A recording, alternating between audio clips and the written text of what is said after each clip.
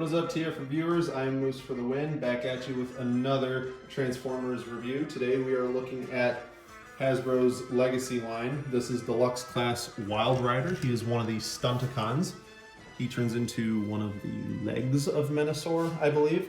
But as I explained in my other Stunticon videos, we are not going to actually get into the combined mode of Menasor with these figures. We're going to just showcase the character themselves by themselves, and then I will do a actual Menasor review once I get the rest of the set, because it is a lot of steps, a lot of intricate transformations, and it's 5 characters, so that's probably going to end up being a long video in and of itself, but I digress.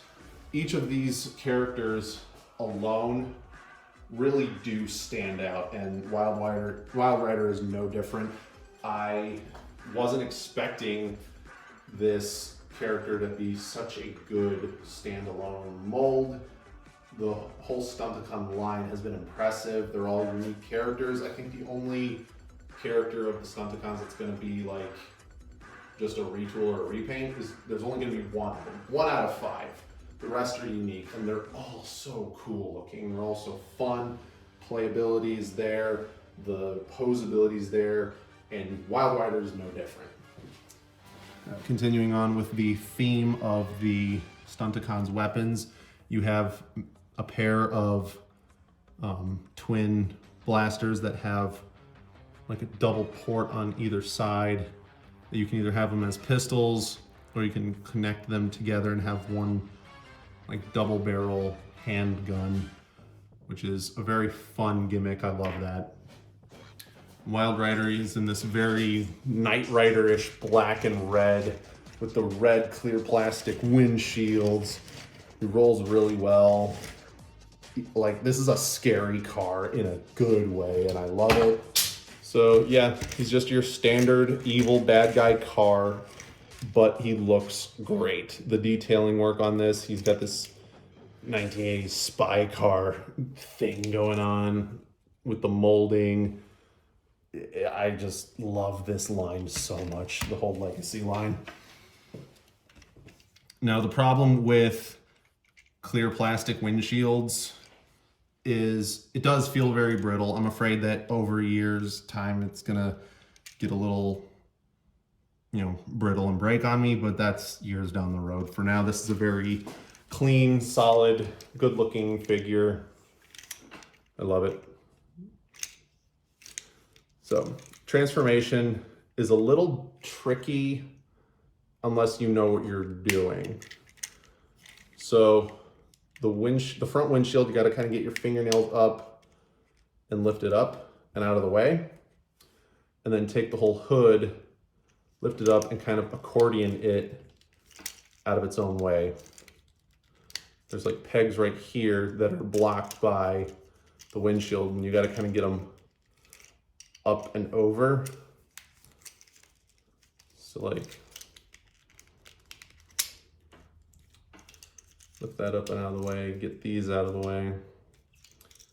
And there you have, this just kind of sets back there. Arms, get them out of the way. With legs, you open those up.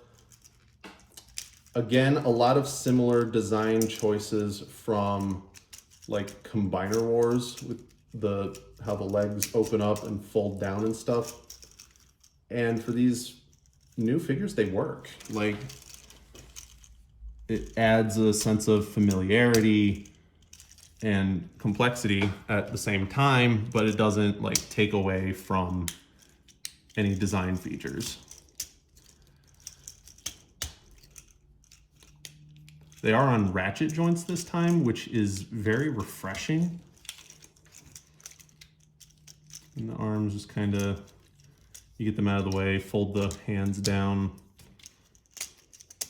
do the whole chest panel down, head reveal, tilt the hips around. Very traditional combiner car transformation, I'm feeling. And there you have Wild Rider. Very unassuming looking dude with a fantastic action figure design. He's got all the articulation you'd expect from a modern Legacy figure. He doesn't have wrist swivel just because of how his hands turn, but you know, elbow articulation, biceps, leg articulation's all there, ankle tilt. His head is a weird looking head. He's got like these weird like handlebar ears. He's got the cool red and black. I like the silver on his chest. It looks like how the old stickers were. Then they just said, oh, let's just paint them. Let's just stop doing stickers. But the cool thing for him is the back kibble. Like normally Hasbro has been trying to get rid of the idea of back kibble, but on Wild Rider it actually kind of works because it looks like a big anime jetpack thing going on. Like you can kind of pose it a little bit like there's thruster wings and maybe say he's flying. I'm like, what the heck? That is great. That adds a new sense of playability that I'm not even sure anyone was really prepared for in like a minion car character.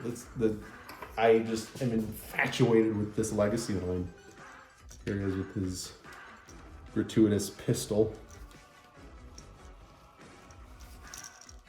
The knee joints are on ratchets. The joints are very tight. You can probably pose this guy any which way to Sunday and he'd still look good. I just love this whole line.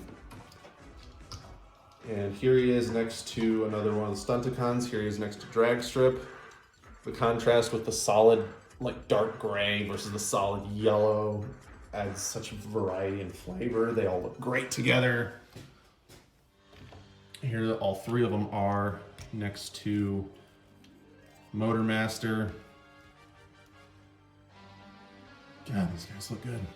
Yeah, I can't recommend the Stunticons enough. Hasbro is knocking it out of the park.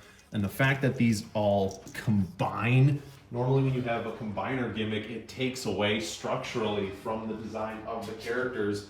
And there is no compromise here. These are all fantastic molds. They don't lack anything.